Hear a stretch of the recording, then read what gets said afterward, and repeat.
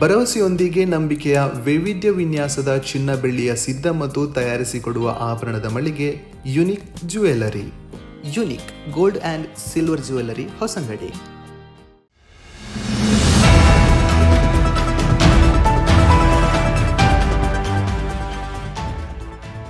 ಪ್ರಶಾಂತಿ ವಿದ್ಯಾಕೇಂದ್ರದಲ್ಲಿ ಭಗವಾನ್ ಶ್ರೀ ಸತ್ಯ ಸಾಯಿಬಾಬಾ ಅವರ ಶುಭಾಶೀರ್ವಾದಗಳೊಂದಿಗೆ ಶ್ರೀ ಸಾಯಿ ರಜತಾಂಗಣದ ಮಂದಿರದಲ್ಲಿ ವೇದಮೂರ್ತಿ ಬೋಳಂತಕೋಡಿ ಶ್ರೀರಾಮ ಭಟ್ಟರ ನೇತೃತ್ವದಲ್ಲಿ ಶ್ರೀ ಗಣಪತಿ ವಿಗ್ರಹ ಪ್ರತಿಷ್ಠಾಪನೆ ಆದಿತ್ಯವಾರದಂದು ಜರುಗಿತು.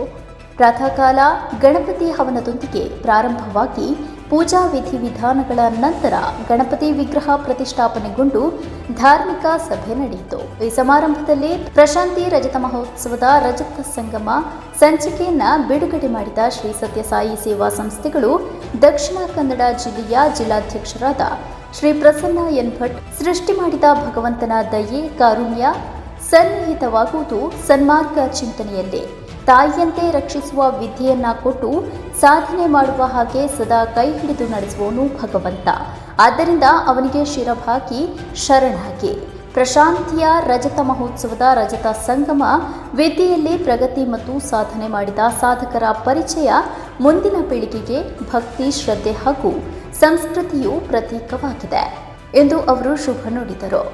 ಸಮಾರಂಭದಲ್ಲಿ ಮುಖ್ಯ ಅತಿಥಿಗಳಾಗಿ ಬಾಯಾರುಗುಂಪೆಯ ಶ್ರೀ ವಸಂತ ಪಂಡಿತ್, ಪ್ರಶಾಂತಿ ಹಿರಿಯ ವಿದ್ಯಾರ್ಥಿಗಳಾದ KLE SMS Hosamani, Khanapur PU ಕಾಲೇಜಿನ ಪ್ರಾಂಶುಪಾಲರಾದ ಪ್ರೊಫೆಸರ್ ಶ್ರೀ ವಿಜಯ್ ಕಲ್ಮಠ, ಭಾರತೀಯ ರೈಲ್ವೆ ವಿಭಾಗದ ಜೂನಿಯರ್ ಇಂಜಿನಿಯರ್ ಆಗಿ ಸೇವೆ ಸಲ್ಲಿಸಿರುವ ಶ್ರೀ ಅಶೋಕ್ ಹುಂಡೇಕರ್, ಬೆಂಗಳೂರಿನಲ್ಲಿ ಇಂಜಿನಿಯರ್ ಆಗಿರುವ ಬಸವಪ್ರಭು ಪಾಟೀಲ್, ಪ್ರವೀಣ್ ಕುಮಾರ್ ಸಂಬಣ್ಣನವರ್, ಪ್ರಶಾಂತಿ ಸೇವಾ ಟ್ರಸ್ಟ್ನ ಸದಸ್ಯರು, ವಕೀಲರಾದ ಶ್ರೀ ಎಂ ರಾಮಚಂದ್ರ ಭಟ್, ಉಳುವಾನ ಶ್ರೀ ಕೃಷ್ಣ ಭಟ್, ಶ್ರೀ ಸದಾಶಿವ ಭಟ್, ಪ್ರಶಾಂತಿ ವಿದ್ಯಾಕೇಂದ್ರದ ಪ್ರಾಂಶುಪಾಲರಾದ ಶ್ರೀ ವಾಮನನ್ ಉಪಸ್ಥಿತರಿದ್ದರು.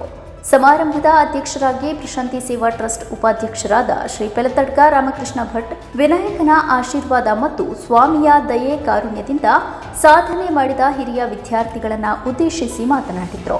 ಅತಿಥಿ ಗಣ್ಯರ ಜೊತೆ ಹಿರಿಯ ವಿದ್ಯಾರ್ಥಿಗಳನ್ನು ಗೌರವಿಸಲಾಯಿತು.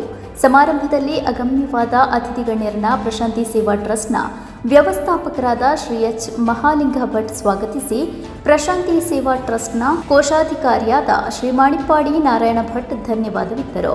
ಕನ್ನಡ ಶಿಕ್ಷಕರಾಗಿರುವ ಶ್ರೀ ನಿತ್ಯಾನಂದ ಕೆಆರ್ ಬೇಕೂರು ಕಾರ್ಯಕ್ರಮದ ನಿರೂಪಣೆಗೈದರು. ಬಳಿಕ ಪ್ರಶಾಂತಿ ವಿದ್ಯಾರ್ಥಿಗಳಿಂದ ಸಾಂಸ್ಕೃತಿಕ ಸೌರಭ ಕಾರ್ಯಕ್ರಮ ಜರುಗಿತು.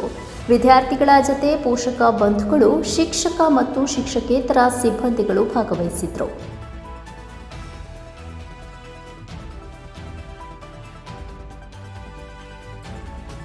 ವಿನಯದಿಂದ ಯೋಗ್ಯತೆಯಿಂದ ಧನಸಂಪಾದನೆಯಿಂದ ಧರ್ಮಕಾರ್ಯದಿಂದ ಸುಖ ಅಂತ.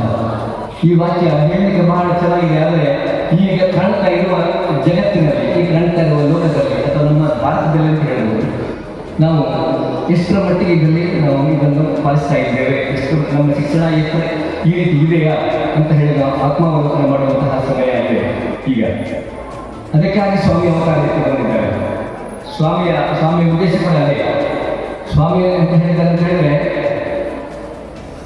ಎಜುಕೇಶನ್ ಅಂತ ಬರೀ ಮಾಹಿತಿಯನ್ನು ತುಂಬಿಕೊಳ್ಳುವುದಲ್ಲ, ಮಾನವೀಯ ಮೌಲ್ಯಗಳನ್ನು ಅಳವಡಿಸಿಕೊಳ್ಳುವುದು, ಮಾನವ ಮೌಲ್ಯಗಳನ್ನು ಹಾಸೊಕ್ಕಾಗಿಸಿಕೊಳ್ಳುವಂಥದ್ದು ಮತ್ತು ಆಧ್ಯಾತ್ಮಿಕತೆಯನ್ನು ನಮ್ಮ ಮೈಗೂಡಿಸುವಂಥದ್ದು ಮಾತ್ರ ಶಿಕ್ಷಣ. ಬರೀ ಲೌಕಿಕ ಶಿಕ್ಷಣ ಅಲ್ಲ. ಹಾಗೆ ನಾವೇ ಕಾಣ್ತಾ ಇದ್ದೇವೆ ಎಲ್ಲ ಸಾಯಿ ಸಂಸ್ಥೆಗಳಲ್ಲಿ ಲೌಕಿಕ ಶಿಕ್ಷಣದೊಂದಿಗೆ ಆಧ್ಯಾತ್ಮಿಕ ಶಿಕ್ಷಣ. ಧ್ವನಿ ಮೀಡಿಯಾ, ನಿಮ್ಮ ಧ್ವನಿಗೆ ನಮ್ಮ ಧ್ವನಿ.